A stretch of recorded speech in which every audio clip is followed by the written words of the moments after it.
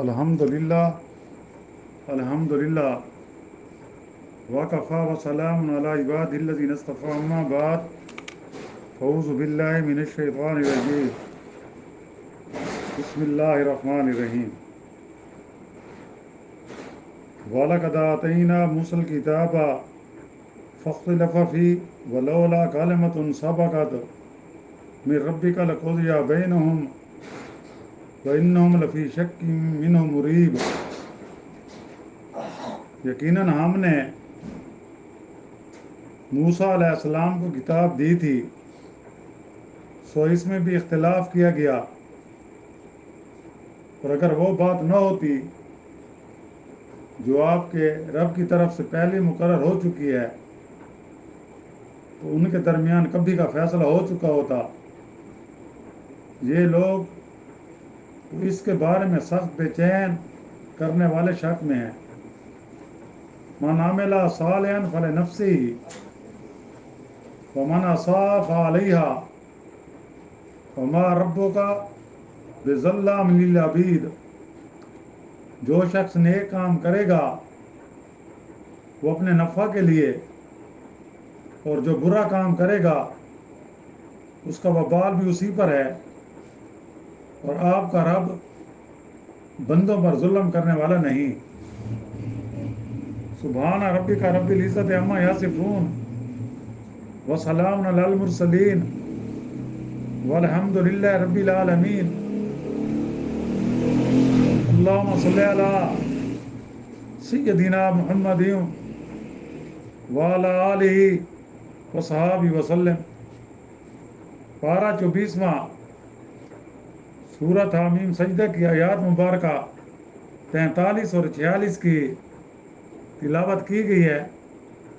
اور ساتھ ترجمہ بھی کیا گیا ہے۔ اس طرح اللہ کے فضل و کرم سے آج ہمارا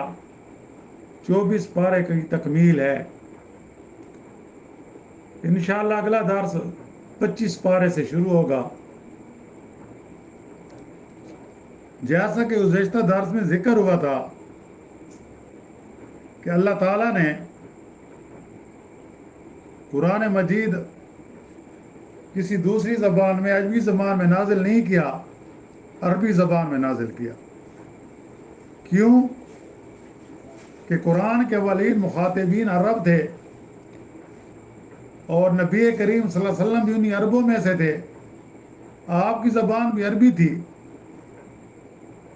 اس لیے قرآن مجید کو عربی زبان میں اللہ تعالیٰ نے نازل کیا تاکہ اس کے جو اولین مخاطبین ہیں اس کو سمجھیں کہ یہ قرآن ہم سے کس چیز کا تقاضا کرتا ہے، قرآن مجید ہم سے کیا چاہتا ہے، تاکہ ان کا یہ اعتراض نہ ہو کہ قرآن مجید تو دوسری زبان میں ہے،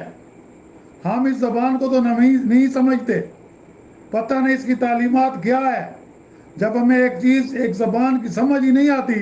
تو ہم اسے کیسے سمجھیں گے؟ تو اللہ تعالیٰ نے اس لیے عربی زبان میں قرآن مجید کو نازل کیا تاکہ ان کو سمجھ آئے، تاکہ قیامت کے دن ان کا یہ اعتراض نہ ہو۔ لیکن یہ بد نصیب اس قرآن مجید سے رہنمائی حاصل نہیں کرتے۔ وہ ہستی جس پر یہ قرآن مجید نازل ہوا، اللہ نے ان کو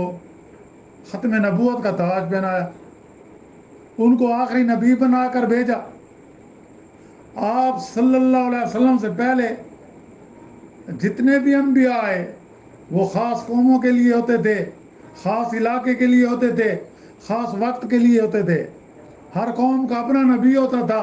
ہر علاقے میں اپنا نبی ہوتا تھا یا رسول ہوتا تھا، لیکن اللہ تعالیٰ نے تو آپ کو وہ ہستی عطا فرمائی جو کہ خاتم النبیین بن کر آئی ہے، ختم الرسول بن کر آئی ہے، جن کے بعد اب کوئی نبی نہیں آئے گا، جن کے بعد کوئی رسول نہیں آئے گا، جن کی تعلیمات بھی ایک خاص قوم کے لیے نہیں ہے، صرف عربوں کے لیے نہیں ہے، یہ عرب اور عجم کے لیے اس کی تعلیم ہے، تمام کائنات کے لیے ہے، تمام جن و انس کے لیے ہے۔ اس لیے تمہیں تو اللہ کا شکر گزار ہونا چاہیے تھا کہ تم کو اللہ نے ایسا نبی دیا کہ جس کے بعد نبوت کا دروازہ بند ہو گیا، لیکن تم پھر بھی اعتراض کرتے ہو۔ کبھی کہتے ہو کہ اللہ تعالیٰ نے ایک در یتیم پر قرآن مجید نازل کیا، کبھی کیا کہتے ہو، کبھی کیا کہتے ہو، لیکن یاد رکھو قرآن مجید وہ کتاب ہے جو ہدایت بھی ہے اور جو شفا بھی ہے، اور جن لوگوں نے اس کی پکار کو نہ سننا، جن لوگوں نے قرآن مجید کی اس سے رہنمائی حاصل نہ کی، تو ان کا انجام بہت برا ہو گیا، قیامت کے دن وہ پچھتائیں گے۔ اور آج جو دو آیات مبارکہ پڑھی گئی ہیں، اس میں ایک تو یہ ہے کہ نبی کریم صلی اللہ علیہ وسلم کو تسلی دی گئی ہے کہ آپ ان لوگوں کی مخالفت کی پرواہ نہ کریں،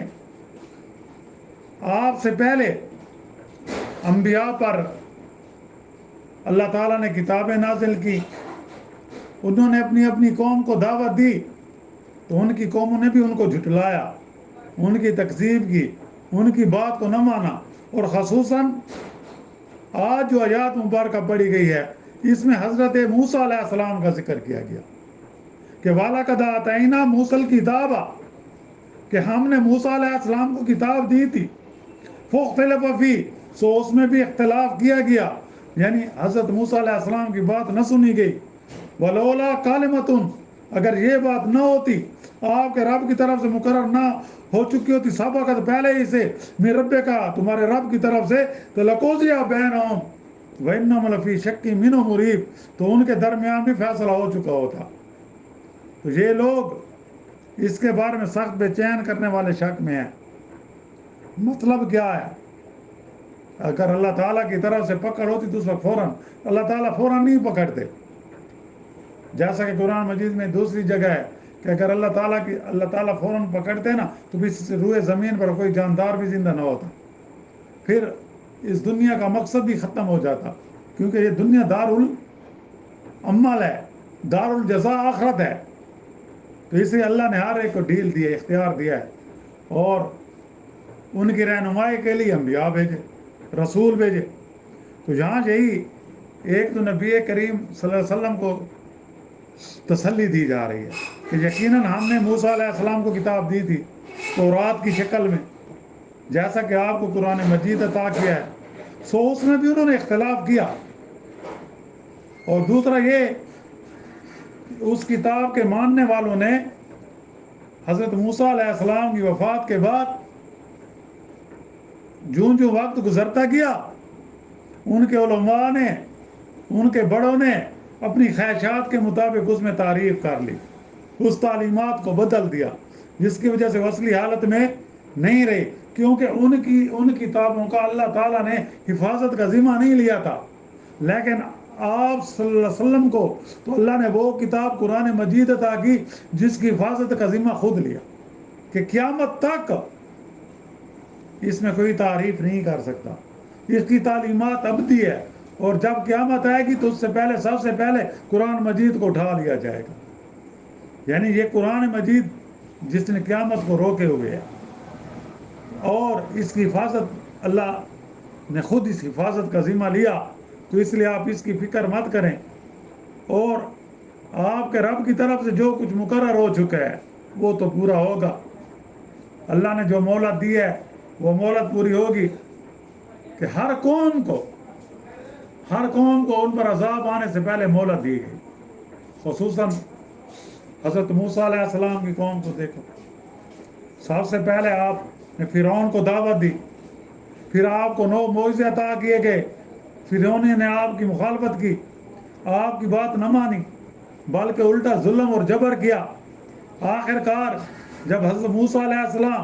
بنی اسرائیل کو ساتھ لے کر اللہ کے حکم سے گئے دریائے نیل کے کنارے یا بحر کلثم کے، تو فرعون نے اس کا پیچھا کیا اپنی فوج کے ساتھ، اور کیا ہوا کہ اللہ تعالیٰ نے حضرت موسیٰ علیہ السلام اور بنی اسرائیل والوں کے لیے دریا میں 12 راستے بنا دیے، دریا وہ خشک راستے بنا دیے، انہوں نے عبور کر لیا، اور جب فرعون نے ان کا پیچھا کیا تو ان کو وہاں غرق کر دیا۔ کیوں کہ ان کو مہلت ملی تھی، ان کی مہلت کا وقت ختم ہوا تو فرعون ہی غرق ہو گئے۔ پھر اس کے بعد بنی اسرائیل نے حضرت موسیٰ علیہ السلام کو تکالیفیں دی، جن کو آپ نے فرعون کی غلامی سے نکالا، انہوں نے پھر آپ کی باتیں بھی نہ مانے، انہوں نے بھی آپ کو ستایا۔ تو یہ کیا آ رہی ہے؟ سنت انبیاء آ رہی ہے کہ ان کی قوموں نے ان کی مخالفت کی، ان کو ستایا، ان کو دکھ دیے۔ اگر یہ قریش مکہ آپ کو دکھ دے رہے ہیں تو یہ کوئی نئی بات نہیں ہے، اور عذاب دینے سے پہلے اس لیے مہلت دی جاتی ہے کہ شاید یہ رائے حق کو قبول کر لیں، دین حق کو قبول کر لیں۔ وَلَٰكِن يُؤَخِّرُهُمْ إِلَىٰ أَجَلٍ مُّسَمًّى، یعنی جب مہلت کا وقت ختم ہوتا ہے تو پھر ان کا آخری وقت آ جاتا ہے، وقت اجل آ جاتا ہے۔ اور دوسرا یہ، اگر اللہ کی طرف سے فوراً عذاب ملتا تو پھر ان کے درمیان فیصلہ کب کا ہو چکا ہوتا، یعنی فوراً عذاب دے کر ان کو تباہ کر دیا جاتا۔ اگر فوراً عذاب ملتا تو میرا خیال ہے کوئی پھر کسی نبی کو جھٹلاتا بھی نہیں، جو جھٹلاتا ادھر ہی ختم ہو جاتا، تو پھر اس دنیا کا مقصد ختم ہو جاتا۔ اور اب نبی کریم صلی اللہ علیہ وسلم کو جہاں تسلی ہے کہ آپ بے چین نہ ہوں۔ یہ لوگ جو اس کے بارے میں سخت بے چین کرنے والے شک میں ہیں، یعنی ان کا انکار، شک یہ ہے کہ یہ آپ کو نبی برحق نہیں سمجھتے، ان کا شک یہ ہے کہ یہ قرآن مجید کو اللہ کا کلام نہیں سمجھتے، تو اس لیے ان کا انکار عقل و بصیرت کی وجہ سے نہیں ہے۔ اگر یہ عقل کو استعمال کرتے، اپنی ذہانت کو استعمال کرتے، تو پھر یہ اس حق بات کو تسلیم کر لیتے، مان لیتے، بلکہ معاشرت کی وجہ سے ان کو یہ بے چین ہیں کہ کیا کریں کیا نہ کریں، اور اس لیے کبھی کہتے یہ جو ہے اللہ کا کلام نہیں ہے، کبھی کیا کہتے کہ آپ کو کوئی رومی سکھاتا ہے غلام، کبھی کیا آپ پر جو ہے نا الزامات لگاتے، کبھی آپ کو دیوانہ کہتے، کبھی جادوگر کہتے، اور پھر اللہ نے آخر میں یہ تسلی دی ہے کہ جو شخص نیک کام کرے گا، من عمل صالحا فلنفسہ، کہ جو شخص نیک کام کرے گا وہ اپنے نفع کے لیے، یعنی اس کا فائدہ اللہ تعالیٰ کی طرف سے اس کو ملے گا، اس کے وہ نیک عمل ضائع نہیں ہوگا، اس کا وہ نیک عمل ضائع نہیں ہوگا، بلکہ آخرت میں وہ کامیاب ہوگا، اس کو اللہ کی طرف سے انعامات ملیں گے۔ اور جو کوئی برا کام کرے گا اس نے بھی اس کا جو وبال ہے اس پر پڑے گا۔ وَمَنْ أَسَاءَ فَعَلَيْهَا، یعنی کہ جو برا کام کرے گا اس کا وبال اس پر ہے۔ وَمَا رَبُّكَ بِظَلَّامٍ لِّلْعَبِيدِ، آپ کا رب بندوں پر ظلم کرنے والا نہیں ہے، اللہ تعالیٰ ظالم نہیں ہے، اللہ تعالیٰ کسی کو پر ظلم نہیں کرتے، اس لیے کہ وہ عذاب صرف اسی کو دیتا ہے جو گناہگار ہوتا ہے، جو کافر ہوتا ہے، جو مشرک ہوتا ہے، جو انبیاء کی مخالفت کرتا ہے، جو انبیاء کی بات نہیں مانتا، پھر وہ اللہ کے عذاب کا نشانہ بنتا ہے۔ اگر اس دنیا میں بچ جائے تو آخرت میں نہیں بچے گا، کہ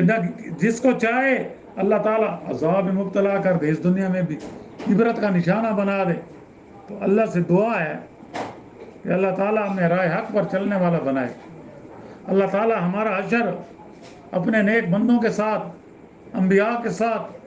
شہداء کے ساتھ، صالحین کے ساتھ کرے، اور اللہ تعالیٰ ہمیں جہنم کی آگ سے محفوظ رکھے، اور بقیہ زندگی قرآن و سنت کے مطابق گزارنے کی توفیق عطا فرمائے۔ جتنے مسلمان اس دنیا سے رخصت ہو گئے ہیں اللہ تعالیٰ ان سب کی مغفرت فرمائے اور ان کو جنت میں اعلیٰ مقام عطا فرمائے۔ مسلمانوں کو آپس میں پیار محبت نصیب عطا فرمائے، فرقہ بندی سے، گروہ پرستی سے محفوظ رکھے، اور مسلمانوں کو آپس میں اتفاق اور اتحاد عطا فرمائے، اور اللہ تعالیٰ ہم سب کا خاتمہ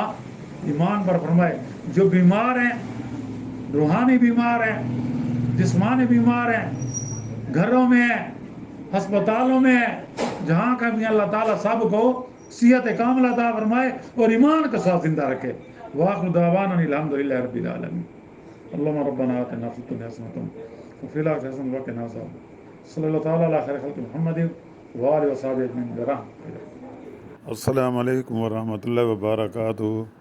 تعلیم دین کورس بعد از نواح مغرب ہر عمر کے افراد کے لیے اس موقع سے فائدہ اٹھائیں، خصوصاً طلباء کے لیے جو کالج کے طلباء ہیں یا میٹرک کے طلباء ہیں، اس میں آپ کو اپنا فائدہ ہے۔ ایڈریس دیا گیا ہے، اس کو پڑھ لیں اور جوائن کریں۔